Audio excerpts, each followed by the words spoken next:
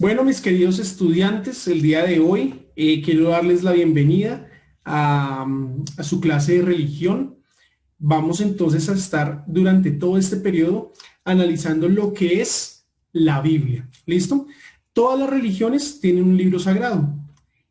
En el caso del cristianismo, la Biblia se va a considerar como un libro inspirado por Dios en el cual Él se le revela a la humanidad. Vamos a estar hablando de todo ello, cuáles son sus componentes, vamos a ver cuál es su trayecto histórico, geográfico y demás. Para ello, entonces, he invitado a la profesora Gina Paola.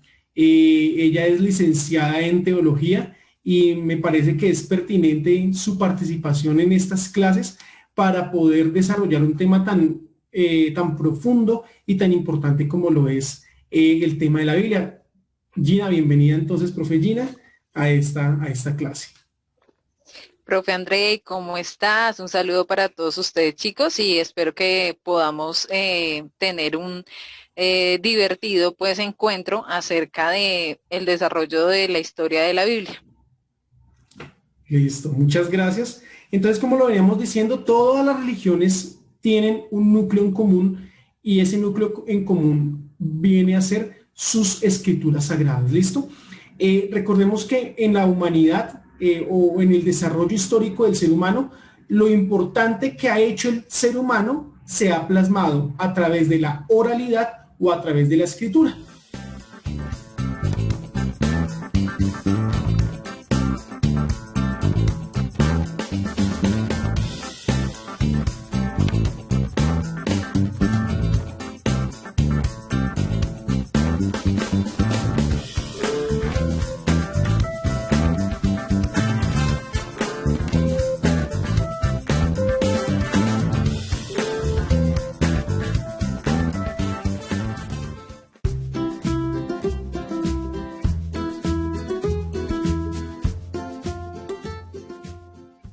Y la mayoría de los libros religiosos pues se fueron formando a partir de una oralidad, es decir, los sucesos que iban ocurriendo se iban contando de generación en generación. Los rituales que se iban haciendo se iban contando de generación en generación.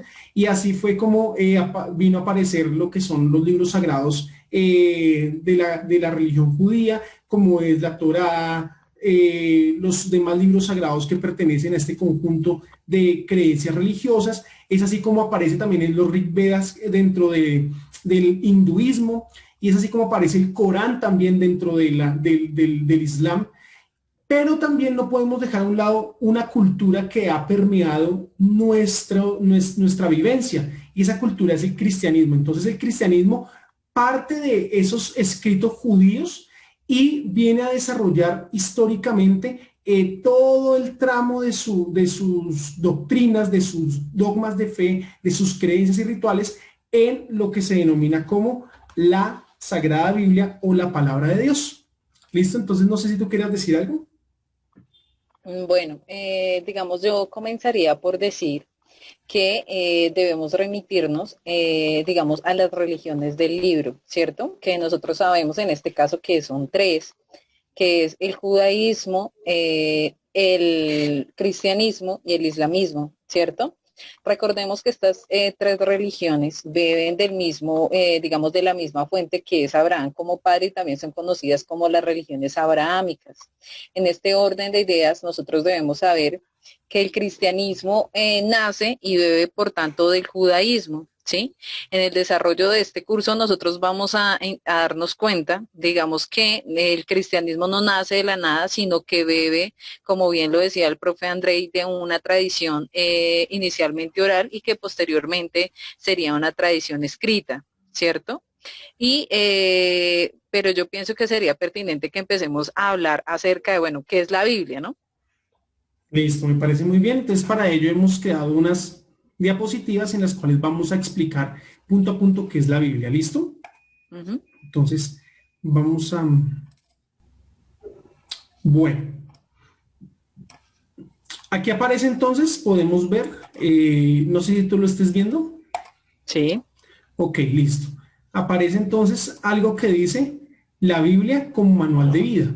¿Listo? La Biblia como el manual de vida. Y tenemos que ir principalmente a la etimología de la palabra Biblia. ¿Listo? Y esta palabra Biblia viene del griego biblos o biblión, que significa libritos. ¿Y por qué nace esta palabra? Pues resulta que existía una ciudad, la ciudad de Biblos, en la antigua Palestina, y en esa ciudad crecían los papiros, y gracias a esos papiros que crecían allí, que pues obviamente a través de un proceso muy complejo, lo convertían en papel, pues se comenzó a darles la cultura escrita. Es decir, las personas comenzaron a escribir sus creencias, su cultura, sus costumbres, las empezaron a escribir en estos papiros. Bien, entonces estos papiros se comenzaron a llamar libros, ¿listo? Porque era un compendio de muchas hojas de papiro en la cual las personas escribían, su historia, bueno, lo que ya hemos dicho. La palabra para la Biblia viene entonces de esa ciudad, Biblos, en la que crecía el papiro. ¿Y por qué se llama Biblia? Porque esa ciudad era muy nombrada, muy conocida por la cantidad de libros que producían, la cantidad de libros que tenía. Por lo tanto, la Biblia, por ser un libro en el cual se contienen muchos libros, se le da el nombre de esa misma ciudad, porque es tan grande, tan compleja, tan profunda, que se le tiene que dar el nombre de una ciudad que es denominada así, o que es característica, que es importante por la cantidad de libros que hace. Entonces, asimismo, la Biblia viene a ser de esta etimología por la importancia que tienen sus libros y por la cantidad de libros que tiene. Bueno, yo aportaría ahí que es importante también que tengamos en cuenta que la Biblia está dividida en dos estructuras principalmente, ¿cierto? Digamos en dos cánones. Entonces, ¿pero qué es un canon? El término canon significa caña, ¿cierto? O vara, ¿sí? Entonces, también se deriva de una palabra hebrea que usualmente se utiliza para establecer un estándar de medida, ¿sí? Entonces, por eso el término canon es la idea de medir las cosas, de darles un buen estado.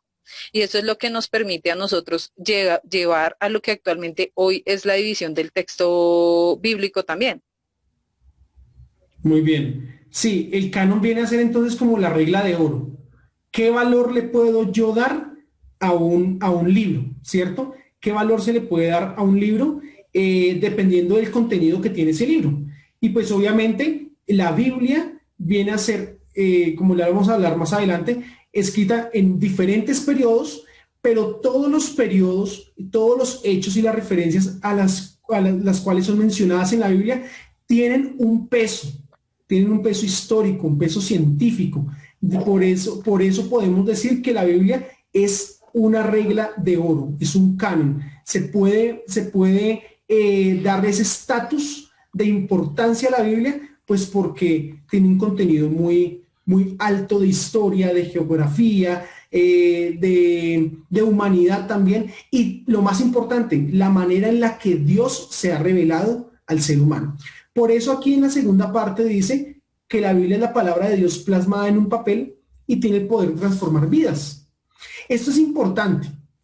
¿Y por qué es importante? Porque Dios lo que tiene en su corazón, el plan y el propósito que Él tiene en su corazón, lo va a plasmar en un papel. Pero no es que Él lo haya escrito, ¿cierto? Sino que ha motivado a una serie de escritores que han sido movidos por Él, inspirados por Él, para que puedan escribir lo que Él quiere que se escriba y lo que Él quiere que se muestre a la humanidad. Sí, Entonces, muy bien, pero pues sería lo que nosotros conocemos técnicamente como la inspiración, ¿no? Y la revelación.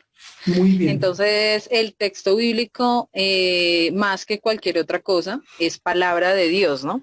Hay momentos en que obviamente habla el hombre, pero sin principalmente es palabra de Dios. Y es Dios que se revela en la historia del hombre, ¿sí? Y eso es lo que realmente el texto bíblico nos narra. ¿sí? Porque el texto bíblico principalmente es una narración. Entonces, muchas veces las personas tienen la idea, debido a determinadas escuelas, a que partes de la Biblia son mitos o historias. No, debemos acercarnos siempre al texto bíblico como una narración, como un texto que puede ser interpretado según su contexto, ¿no? Ujú. Pero sí es importante tener allí en cuenta que, digamos, estos libros, todos tienen, algunos son poesía, otros son narrativa, otros son diálogo, y todo eso es importante tenerlo en cuenta en el momento en que nos acercamos al texto bíblico.